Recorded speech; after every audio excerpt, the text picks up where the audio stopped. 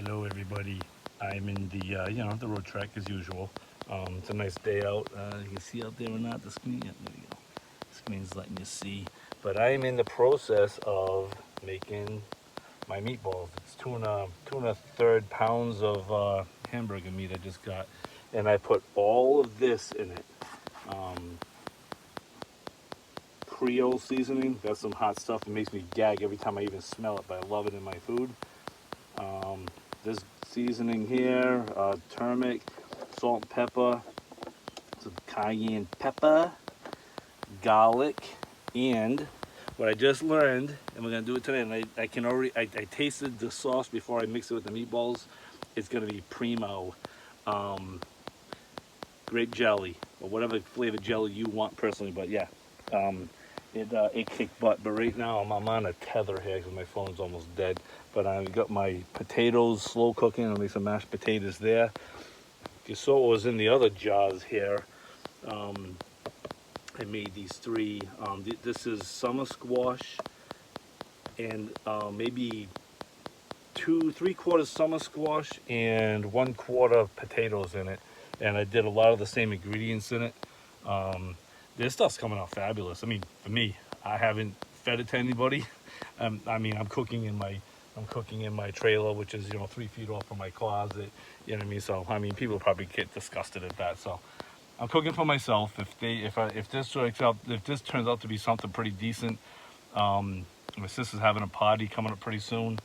Um, I may do what I call a small batch bourbon, which I got that from the movie The Campaign.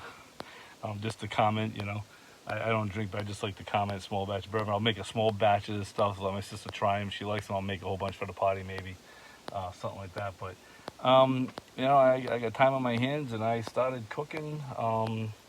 And I'm finding myself it's definitely a joy. I like cooking. I mean, right now in the trailer, in the camper, it is 87 degrees in here right now. I have the fan. I can turn it on actually. That'll knock some air down. I'm cooking on 100% solar. So I'm slow cooking on a crock pot. That's what I want to do everything on my crock pot. I had the inverter cooktop. I got the propane stove over there. I got this. I got that.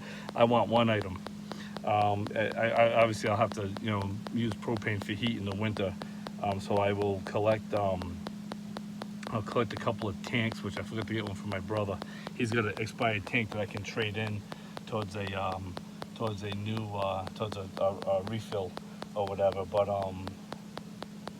yeah, that's it. I just wanted to kind of do a quick video, and I'll have to do another video on how they came out maybe because I don't know how to splice them yet. So and I got to keep them short anyway. So this might keep me a little bit short on the things. Oh, you know what? While I got you guys. I did want to make a religious video. No, I want to make a video on something that I was thinking the other night, and I really didn't have a good way to bring it out. But I've been banking a bunch of videos. I kind of sick of doing videos. I got like about 10 of them that I can throw out there when I'm ready. It's crucified or crucifying. Okay, are you living a crucified life or a crucifying life? Okay. Now, what I'm thinking the difference is between these. Sorry, I'm trying to get my umbilical cord. You know what? I can actually get rid of the umbilical cord, and I can pocket in my new spot. See this hole in the seat? This hole beside my road trek seat? The phone fits in there perfectly. That's what a couple of videos ago have done. Putting it just like that. I'm hands free. So I can do that, and I got my little real fake flower. So, but I don't think it'll be in the picture. Oh, it could be maybe. Yeah, maybe. Yeah, I'll put the little corner of it in there. But I don't know if I can put my charger on there at the same time. But that's all right. It's all good. So, are you living a crucified life, or are you living a crucifying life? And I will bring this to relationship and religion. If you're in a relationship with Jesus Christ, you're living a crucified life. Even though sometimes you feel you're getting crucified daily, He already did it. So whatever happens to us physically here, doesn't matter. It really doesn't matter. None of this matters. All these games, and you look at what's happening in the UK. Boris Johnson or whatever, he's stepping down. 60 guys left with him and all that. I mean, and then the Japan guy gets assassinated. The guys are going insane. This is for what? For what power? At the end of the whole game of controlling everything on this planet, you're a creation. The creator will take over again, and it's going to be over for everybody. If you're on the wrong side, you're going downstairs. If you're on the right side, you're going to be upstairs. Simple as that. We will be living eternally. We all will be. We're going to fall asleep for a minute, and so we're going to open our eyes. And that's why every night we go to sleep. He's got us in the habit of, you're going to fall asleep someday, permanently. You're not waking up to this side.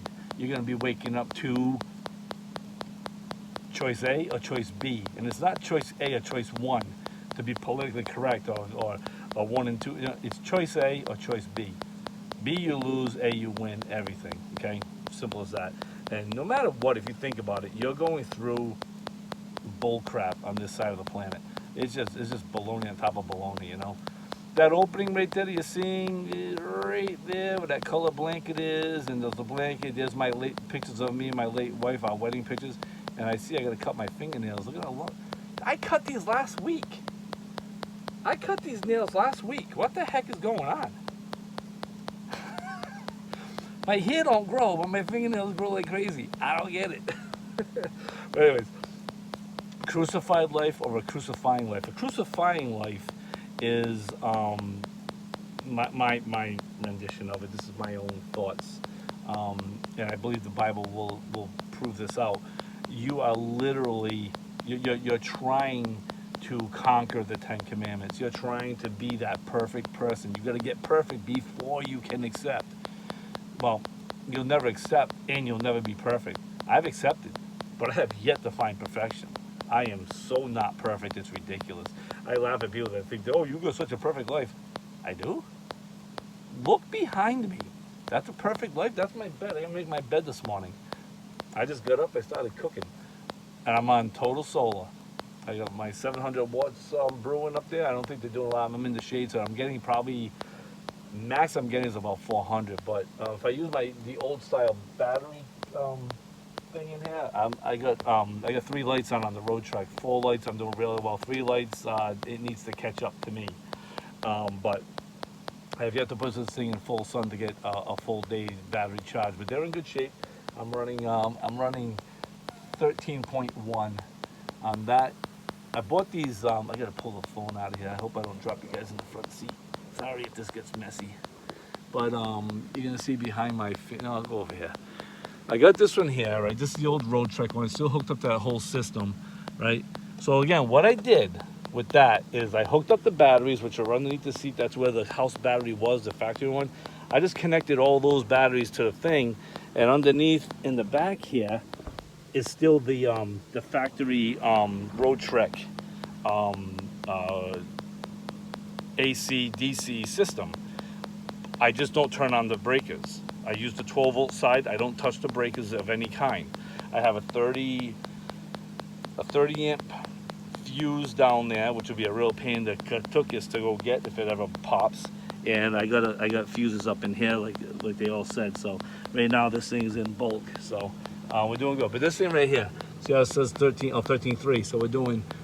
So I bought this. It's got 3 power ports, but at my age, these are cigarette lighter holders. And then it's got the that one there, the charges the phone. That's got these other 2. I don't know what they are. It's a QC 3.0 and a 20W. So I don't know what those are, but I think I bought them for $17 a piece. So I've got one there, and I got one down there, but it's not those. It's just a one power port and 2 phone charger hookups on it. But that's what I got going on here. But back to the crucified and crucifying life. If you're living a crucifying life, that means you didn't accept. I live a crucified life. I accept that what he did on the cross is the legit thing. I will go to my grave thinking that, and if I end up in the wrong place, so be it. I'm not worried about getting it wrong, because I know if he's not real, none of this is real. You know, this is the testing ground. Everybody's worried about, oh, we gotta get like this whole worldwide utopia they're trying to build. This whole worldwide Babel. The whole planet's Babel. Okay, every spot. Everyone's wondering, oh, where's Babel gonna be built again? When the Bible talks about being built, you're on it. Pick your pile of dirt. There's Babel. This whole planet became Babel. Every country is in the fiat system. Every country's in the same thing. But I keep going off track to this silly crucifying life. I had it better the other morning, but I was half asleep. I should have done it then. In crucifying life, you're trying to live by the Ten Commandments, like outwardly, okay? The Ten Commandments for me, because I'm living a crucified life, they're in me. I don't want to do the bad stuff anymore. I find myself in the wrong places, in the wrong mindset, in the wrong look to that person. I mean, I'm single again. I mean, you know, I don't know if I want to get married again. If it's the right girl and if it's the Lord, which you know, I gotta blame Him for the last one because that's who we believe put us together. But I will say this about the death of my late wife. I did in the back of my mind thought it was going to be a short thing for some reason, and it seemed like it was going to be a very it was just in the back of my mind. But I asked the Lord if He would like to use me in that way to bless her with being married, because she was never married ever. She was with a guy, you know, for 16 years previous to me. Then she was single for a couple of years. Then she met me, but she accepted the Lord, and she told him, "You better accept the Lord, or I'm leaving you." You know, he wasn't ready to accept the Lord. He wanted to do his drugging and partying, so she left him.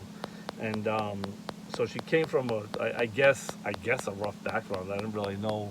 I knew about it, but I mean, I wasn't concerned about digging into the aspects of it. I saw pictures and stuff and whatever, and it was fine. I mean, I'm not worried about where she was. I'm worried about where she's going. Now I'm happy with where she is.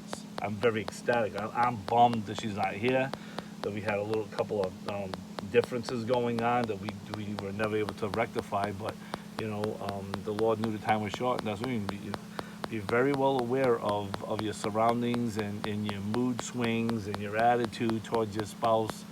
And your spouse has to realize it towards you, but you can only control you.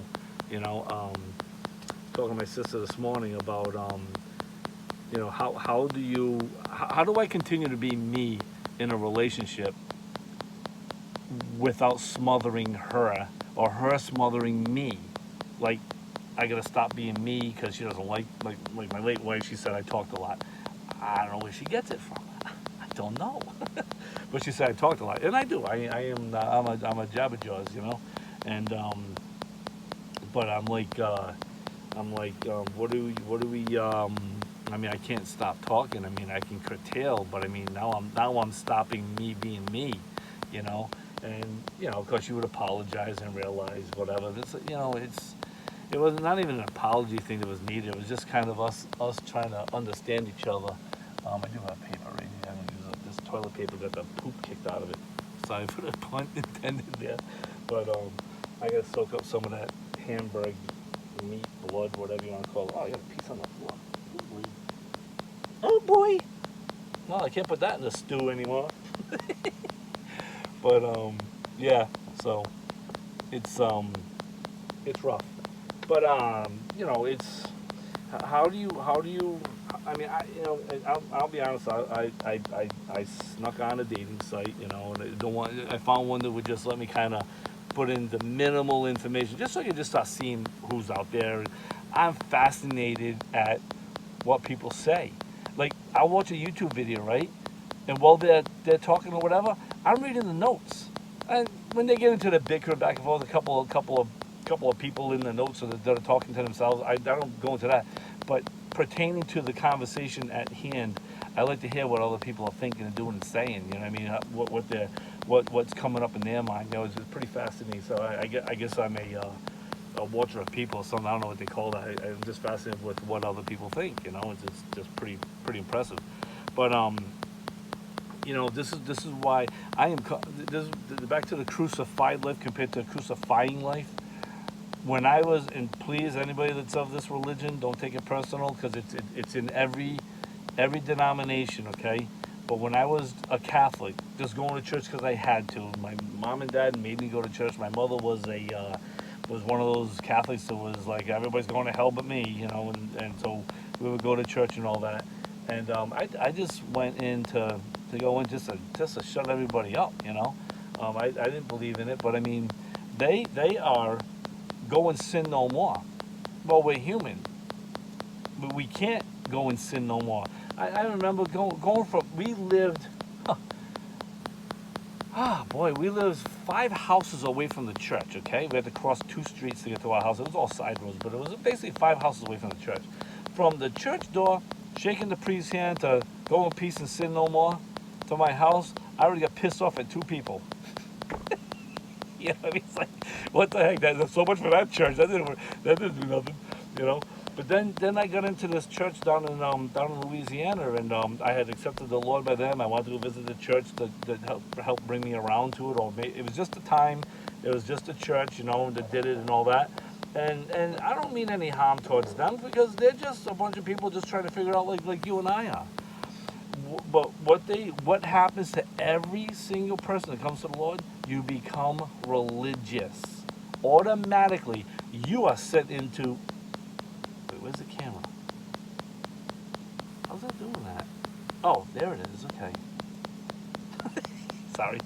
Um, you are sent into the desert, just like Jesus was when he was tested for 40 days. You're sent into the desert. As soon as you accept, you're sent to the desert. The second you accept. Make no mistake about it. There's no boot camp. This whole thing's boot camp. Okay? You are sent to the desert, and you can negotiate with the devil, like the devil's trying to negotiate with Jesus to get him to say, "Come to me, and I will give you all of this."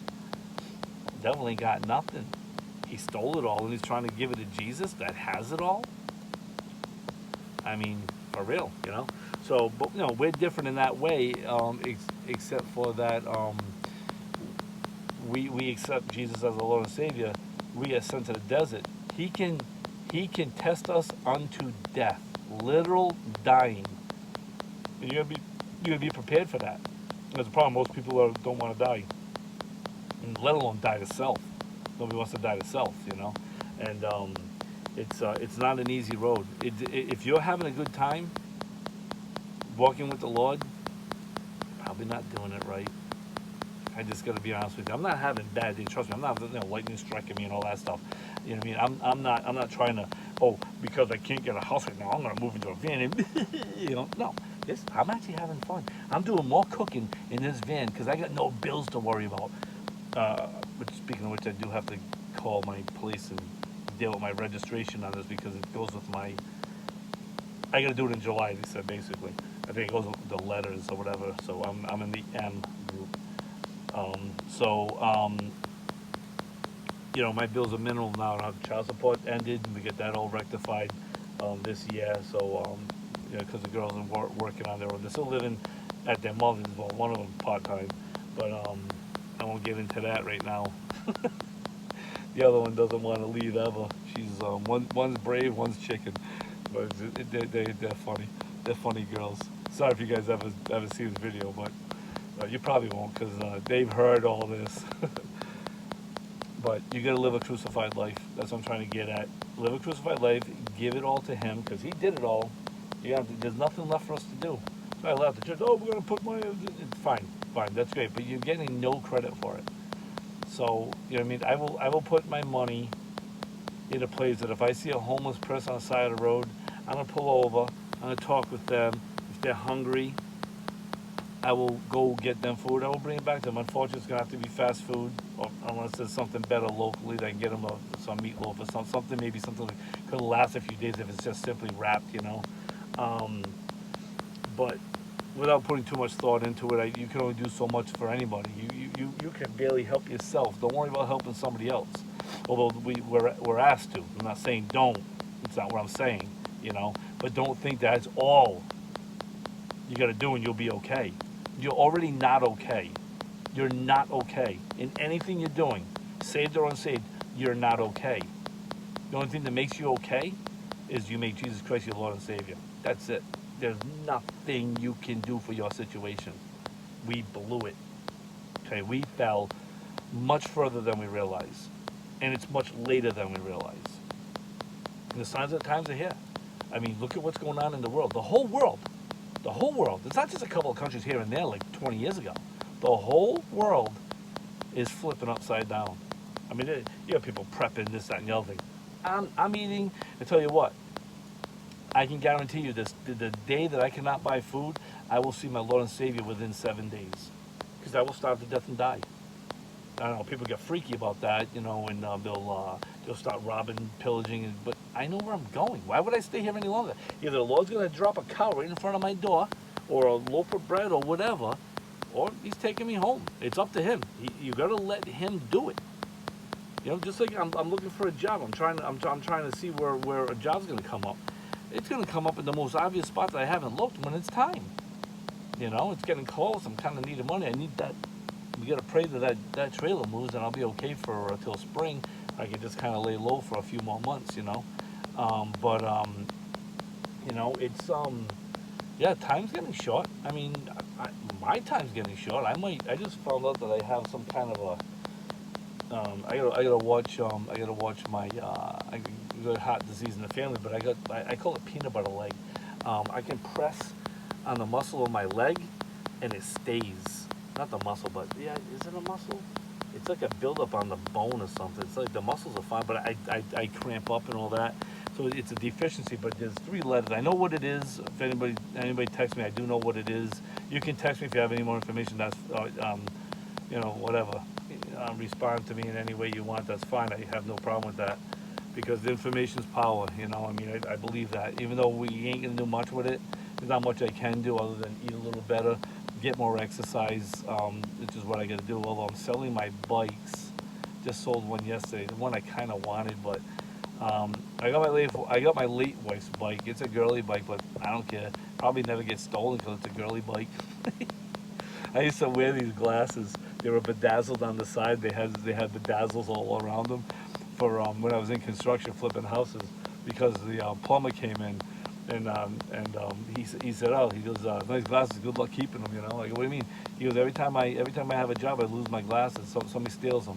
He goes, so I got smart. Went to the store and I found girl glasses. The glasses stay right there. Nobody ever steals them anymore. It's a great idea. So I just started doing that for a while. But it's just kind of funny. But yeah, that's it. I mean, I'm making meatballs. I did my summer squash. The thing, you saw it in the other video. The thing was huge, bigger than my head. And so what's left is in 3 jars. I ate a lot of it yesterday.